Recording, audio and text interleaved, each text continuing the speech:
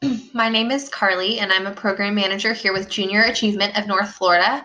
We're so excited that you're here and that you're curious to learn a little bit more about what it takes to be an entrepreneur. So, being an entrepreneur right now might seem scary. We see a lot of small businesses facing a lot of challenges, but the future is bright, and there's still a lot of possibility and excitement around what it could be to be an entrepreneur. So, we're really excited that you're here to talk about some of the elements that are needed for a successful startup.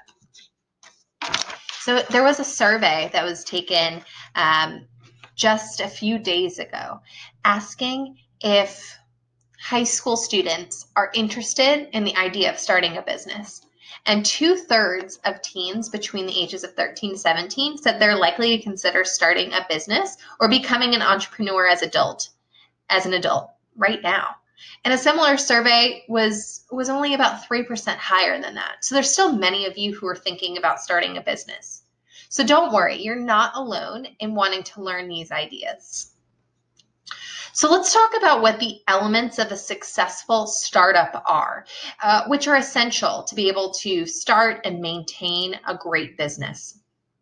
So the first thing is an informed entrepreneur, and that's what we're going to talk about today. What does it look like to be a successful entrepreneur?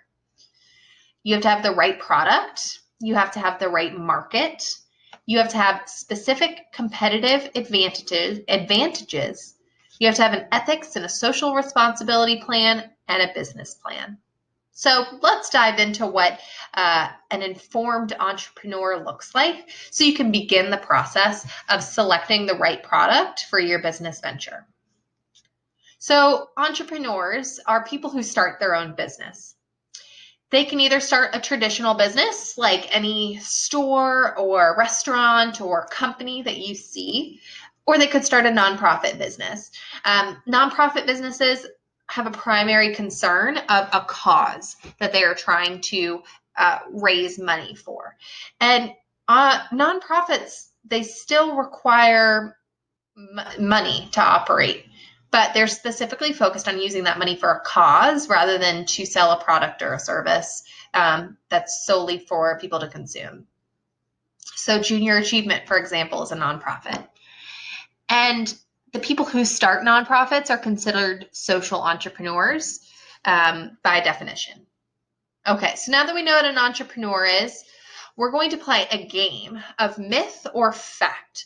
So we're going to check your knowledge so far. And again, you don't need to know all of these answers. It's just to kind of get an understanding, a basis on what an entrepreneur is. I want you to read it and pause and think, is this a myth or a fact? And then I'll let you know. So the first statement is entrepreneurs have to be risk takers. Is that a myth or a fact? All right, and the answer is a myth. So I, for example, am not somebody who likes to do a lot of risky things. I like to feel in control. And while there are risks involved in being an entrepreneur, these are risks. There are risks really in any career path. You can never know for sure that you'll have secured employment. Businesses downsize, they close, or they hire and fire at will. So trust in a high-paying, stable career with a business is also considered risky. Okay, next question. Next statement. People are born with the traits to be a successful entrepreneur. It's genetic. Myth or fact? And that is a myth. Entrepreneurs often have an average education, IQ, and work experience. We don't see a common trend of entrepreneurs coming from a similar family line. Sure, you can see that as an example, but it's not a requirement. Okay, small businesses make up 99.9% of U.S. employer firms. Myth or fact? It's a fact. The Small Business Association reports that there were 29.6 million businesses in the United States in 2017, and small businesses created 1.4 million jobs in 2014. Wow. So small businesses definitely have the power to create a lot of great employment opportunities for our community. Successful entrepreneurs don't need formal training in a business school. Myth or fact? That's a fact. Of course, entrepreneurs, like anyone who is going to start out in the world of work, they need to know their industry and they need to be able to run a business. But business school is not technically a requirement and not what most entrepreneurs actually choose. However, entrepreneurs cannot dismiss the education, formal and informal, required by their industry. All right. Entrepreneurship is about getting rich fast. Myth or fact? That's a myth. Entrepreneurs need money to start and maintain a business, but few ever make the money earned by corporate CEOs. So say somebody who starts a small business might not make as much as Jeff Bezos with Amazon. Investors who fund entrepreneurs expect a return on their investments. However, they watch for and decline to fund get-rich risky ventures. So if you're all about getting that money fast, it might not be something that can be manageable over time. So investors actually want something that can steadily grow. Okay. Learning about entrepreneurship is useless if a person isn't going to own a business. Myth or fact?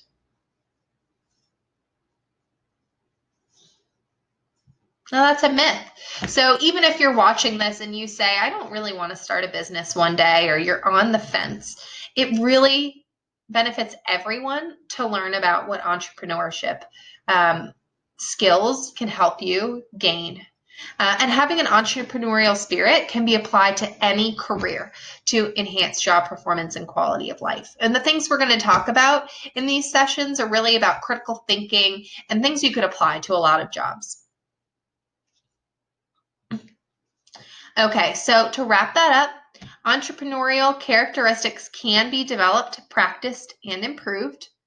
No matter how good a business idea is, the most important element of a business startup is an informed entrepreneur. And an informed entrepreneur, having that information is their best asset. Okay, so we're now going to do an entrepreneur inventory. So successful entrepreneurs need tools to face the challenges of starting a business. And the characteristics that they develop and expect from themselves can be tremendous assets, and a lack of them can be a tremendous liability. So we're going to examine some characteristics that are commonly found among successful entrepreneurs, and we're going to complete a self-evaluation of your traits. So what I want you to do is, as you're hearing these different traits, I want you to rate yourselves on these different skills. What I want you to do is the ones where you stand higher, really think about those and think about how, if you are going to start your own business or even just enter the world of work, how you can lean on those strengths. And if you notice you have some lower scores, I want you to think about how you could practice or gain some more knowledge in those areas. So what you're going to do is a 4 is that you have mastered this characteristic and you don't need to develop it anymore. A 3 is that it's a strength, but it might need a little bit more development. So 4 is the highest. 4 is like a definitely agree. A 3 is like a I mostly agree. A 2 is it's a characteristic that's not yet a strength, but it could be developed. So it's like you are kind of on the fence. Like you maybe got a little bit of it, but you really have to work on it. And 1 is that this is a weakness and it's going to be a real challenge of yours when you're needing to develop it. So that would be like a you don't agree. Okay, so 4 to 1. Go ahead and rank yourselves as we read. perseverance. So perseverance is so important to entrepreneurs because they're going to face many challenges, from the day-to-day decisions to problems with suppliers, customers, and production. These challenges must be addressed with determination and commitment to the venture. Without perseverance, a business owner may ignore or try to sidestep problems, leading to negative consequences and potential failure. So think about some of your past experiences or how you feel about this characteristic, this quality. Are you a 4, 3, 2, or 1? Do you have strong determination and a commitment to your work? Or is that something you need to develop? Okay, now that you've rated yourself, let's think about another. Innovative thinking. So when entrepreneurs are starting a business or keeping a business growing, they have to be creative and innovative or have innovation. So from the original product or service idea to finding a competitive edge through delivery, market, and employees, you know that your product will often have to change with time. Innovation is at the heart of starting, growing, and maintaining a successful entrepreneurial venture. Without innovative thinking, an entrepreneur must rely on other people's ideas for his or her business, and that makes it difficult to succeed. Because as an entrepreneur, you want to set yourself aside from your competition. So thinking about some of the things you've done in the past or how you think, would you give yourself a 4, 3, 2, or 1 when it comes to innovative thinking? Okay.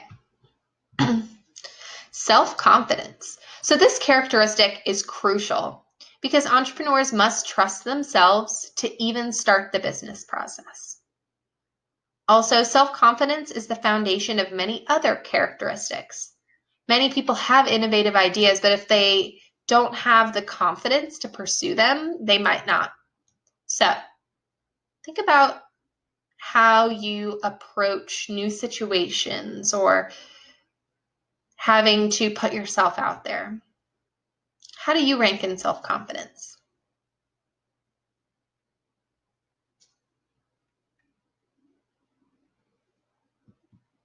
Okay, and entrepreneurs are action-oriented. So in a world of rapidly changing technology and high-speed communication, an entrepreneur needs to act fast with any new innovation to be the first on the market. Imagine if you had an idea like something related to the internet or a new app, and you took 2 years to develop it. Well, somebody might come up with that idea in that time, or you could have missed out on a really great potential market. So entrepreneurial experts say it's better to try several new things quickly, knowing that some will fail, than to slowly try one new thing at a time in an attempt to avoid failure. So thinking about how you act and how you've responded to situations. Are you action-oriented?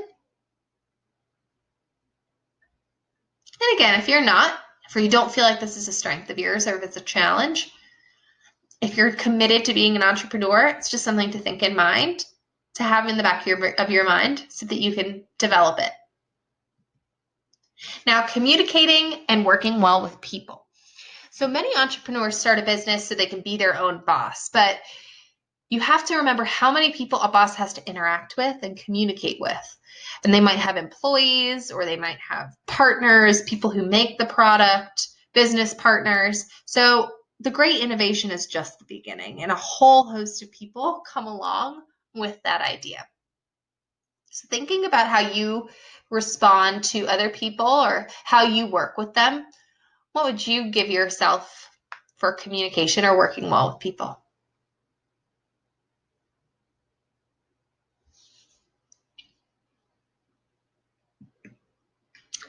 Knowledgeable about the potential business venture. So this is required for someone to dive in with an innovative product or idea. They have to have specific knowledge about that venture. If not, it's going to be really difficult to find a competitive advantage. So if this skill is lacking, it has to be a priority to develop. So for you, if this is one that's more of like a 2 or 1, we really want to raise that up so that if you do launch your venture, you know about that business and that specific idea. So that could be taking a class, beginning an internship, finding a mentor, or getting an entry-level job in an industry that intersects or is similar to help you discover your unique product or market. So if I was to start something in technology, that would be really something I would need to work on because I don't know a lot about coding or about anything beyond a lot of the basics. So I would have to take a class on coding for me to really be able to develop that. So in summary, anyone can be an entrepreneur, but to be successful, he or she must begin by being informed and selecting the right product. So in the next session, we're going to really dive into what is the product? How do you find the right thing to sell in your market? So thank you so much for being here, and we look forward to seeing you again.